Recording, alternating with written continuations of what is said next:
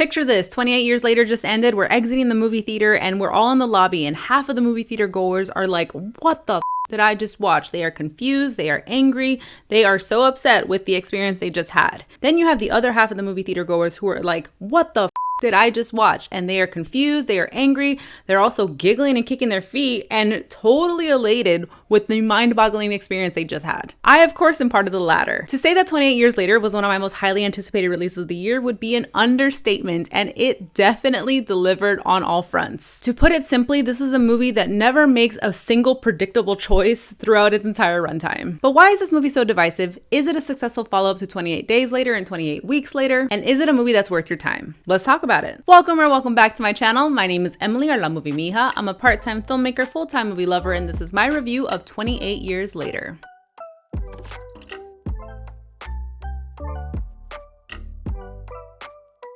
Thank you again for checking out my channel. As always, I will do my very best to keep this section of the review as spoiler-free as possible, but I will have a special section towards the end with a chapters marked below where we're gonna dive into some of the questions I left the theater with. And there's a lot to talk about, so let's get into it. It's been almost 3 decades since the rage virus escaped from a biological weapons laboratory. Still living in a ruthlessly enforced quarantine, some have found ways to exist amid the infected.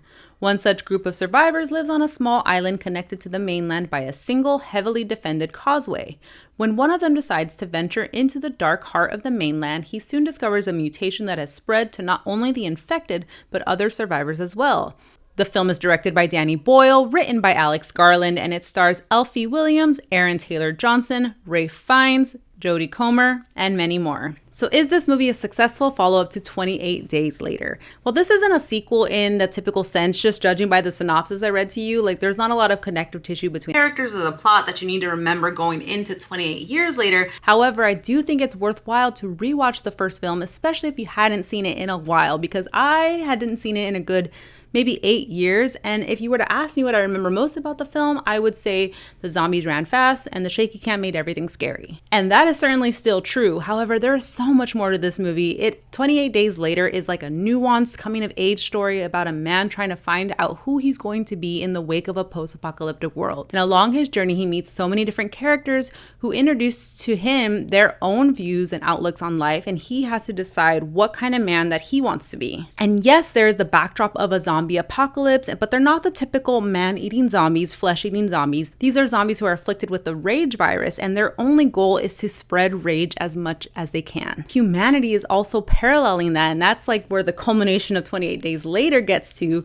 where you finally see the human versus human, the man versus man conflict come into play. And that's what I love about post-apocalyptic stories in general, is you do get man versus beast, but you also get a healthy dose of man versus man. And that's not unique to 28 Days or 28 Years Later, but what I find so compelling about both of these films is the way that they introduce elements of current social commentary into that narrative. So if part of what you enjoyed about 28 Days Later is the experimentation in style, along with the way that it drives home those thematic elements, there's a lot for you to appreciate with 28 Years Later. Everything about this film, from the plot to the cinematography to the soundtrack to the editing, all are in service to driving home these huge thematic elements. And I really enjoy how all of those things come together in 28 Years Later. The cinematography is lush. It's such a contradiction to the first film that's really gritty and dark. Now you have this like beautiful green landscapes. You have a stunning view of that causeway that separates our main characters from the mainland.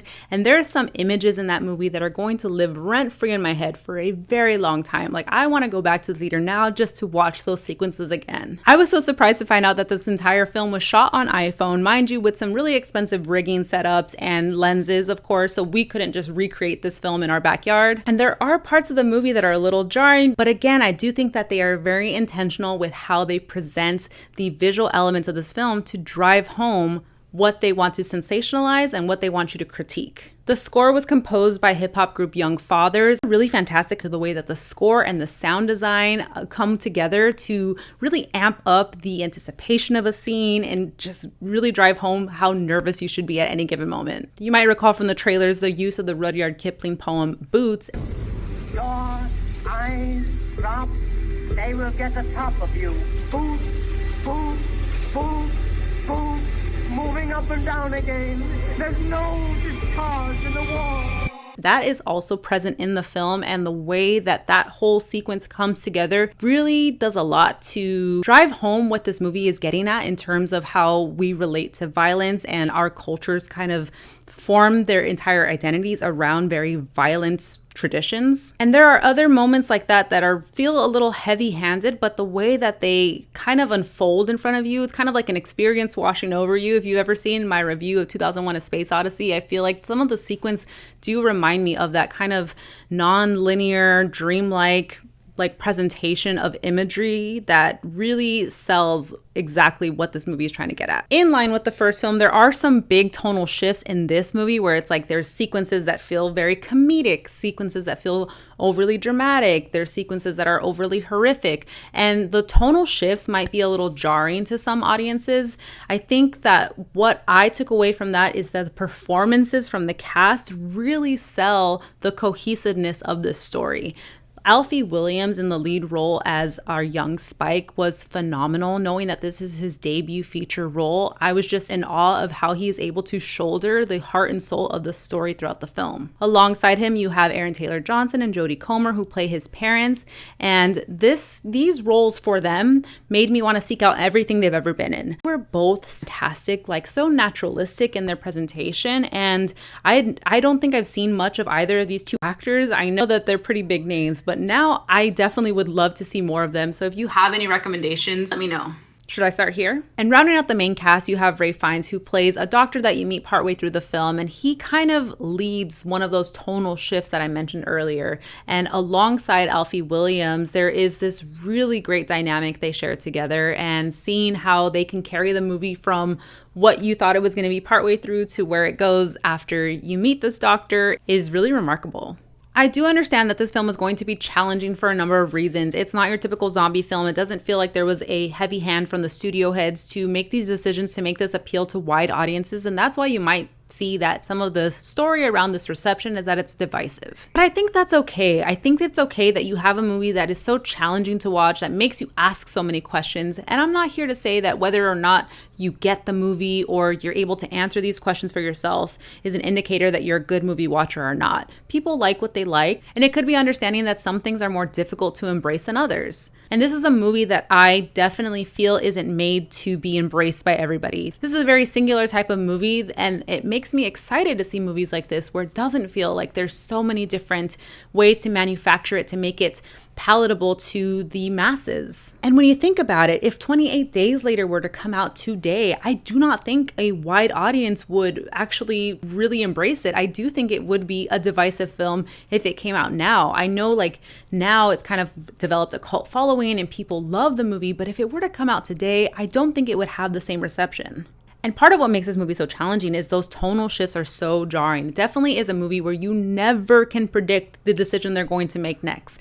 Every decision they made feels completely random as it's happening, but hindsight is 20/20. And when you exit the film, at least for me, I felt like everything came together in a way that I was like, hell yeah, okay. I thought it would be. It's not the movie I would make. It's definitely a movie I can embrace, especially because of how weird it is. Overall, I think the film is worth your time. Whether you exit the film loving it or hating it or feeling indifferent, I think there is so much about this movie that's going to charge you. It's electrifying. There's some really emotional moments. There is some really visually stunning, cinematic history being made in this movie, and holding it up against our current WTF political landscape, I feel makes this movie so current and urgent.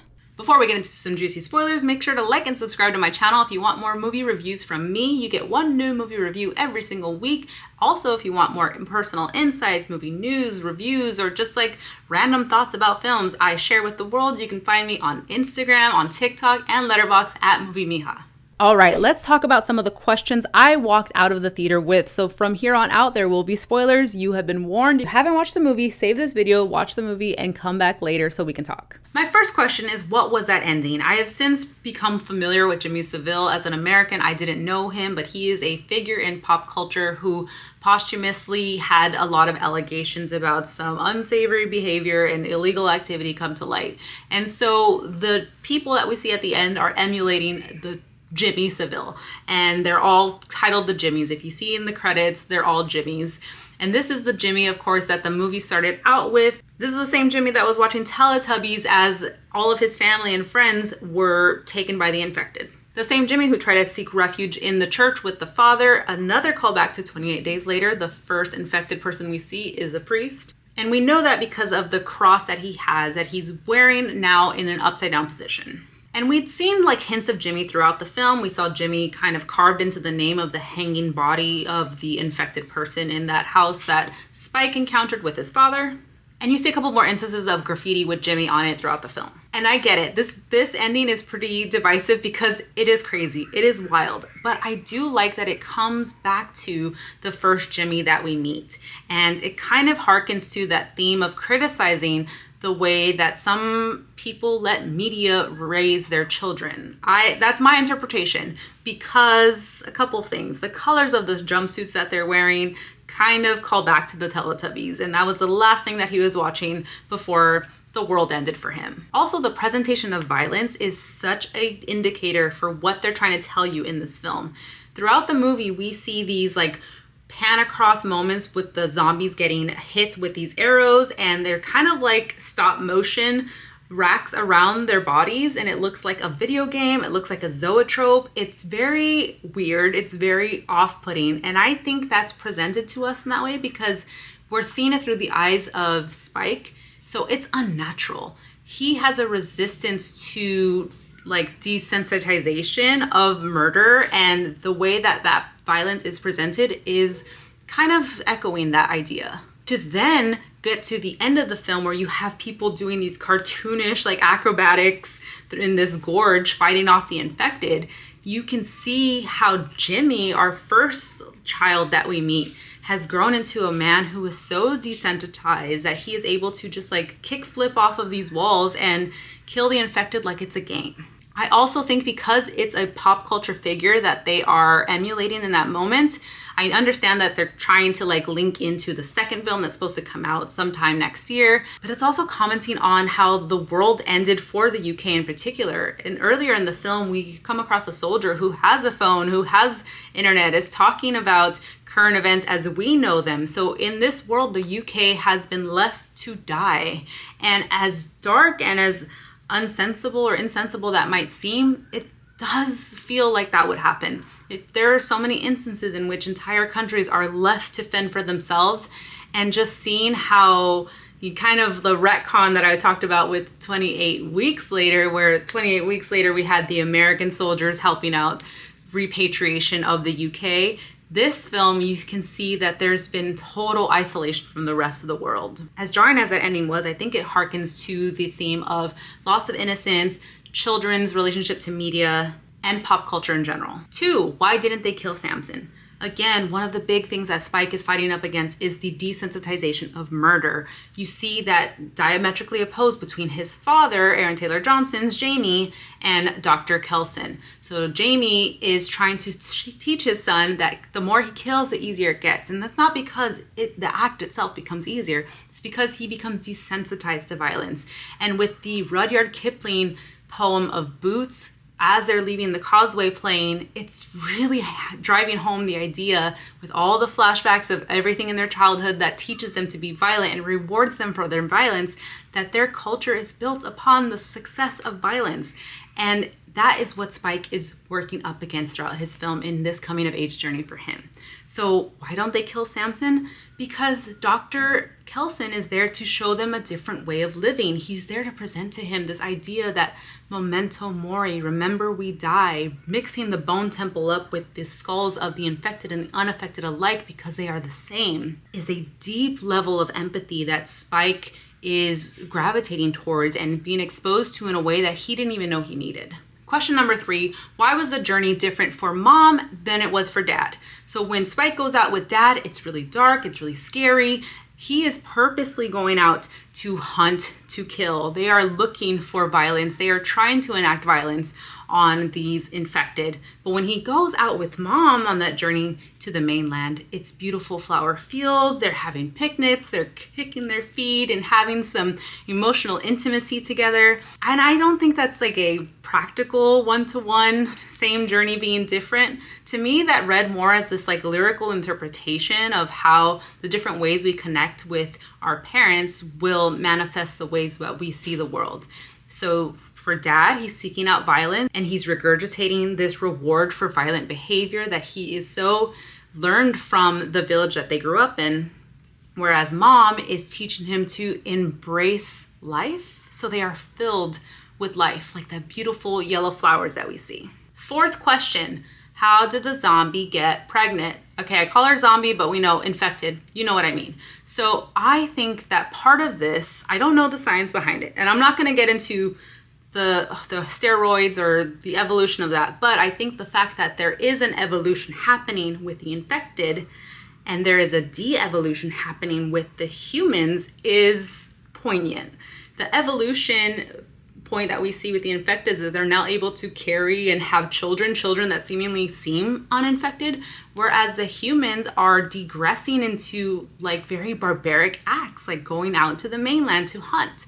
We also see this like commentary on progress as humanity in the form of Eric, our soldier from another country, coming in with a cell phone, having access to internet, things like that. He's like our proxy of like what progress looks like for those humans. So I'm not exactly sure what it all means, but that was my first baseline interpretation of showing evolution versus this regression into barbaric like traditions against this other proxy that we have who has like a cell phone and access to internet and things like that. Question number 5, and this is more of like an opinion. Do we think that they stayed on that lip filler comment just a bit too long? Was there like a tinge of misogyny in there? That made me feel a little uncomfortable. I wasn't sure how to really take that like conversation. I feel like Spike and our soldier friend there were just talking a little too long about his girlfriend's looks. And I don't really like when men comment on that because I understand this is like a system of oppression that women are upholding on themselves. That's a conversation for a different day. So yeah, what was your opinion on the lip filler conversation when the soldier showed his girlfriend to Spike? The last thing I'll say, and this is not a question, this is just a very spoiler note, that sequence with the Northern Lights and Dad and Spike are running across the causeway and the water isn't fully low tide, so it looks as if they're running on water. Gorgeous. I got chills just thinking about it now. Like my eyes, I did not want to blink that entire sequence. It was so beautiful, so stunning. Wow, the visuals of them running, and we finally see the full scale of the alpha and his chest. Like his chest isn't even in view. He's so big that he can't even be seen like with his head in the same frame as our main characters. It's terrifying, it's gorgeous. I was sick to my stomach thinking they were gonna make it, and they made it, and I was still so confused because I was terrified but also in awe of the Northern Lights and them running on the water. It was just such a phenomenal sequence. Okay, I've talked too much about this movie. I'll probably go see it at least one more time in theaters because I had such a great time with it. But let me know what you thought about 28 years later. Are you excited for the next film, Bone Temple? And if you didn't like this movie, are you still gonna try to see the next one? Let me know in the comments below and I'll see you next time. All right, that's all for now. Thank you again for watching my video. I'll see you later.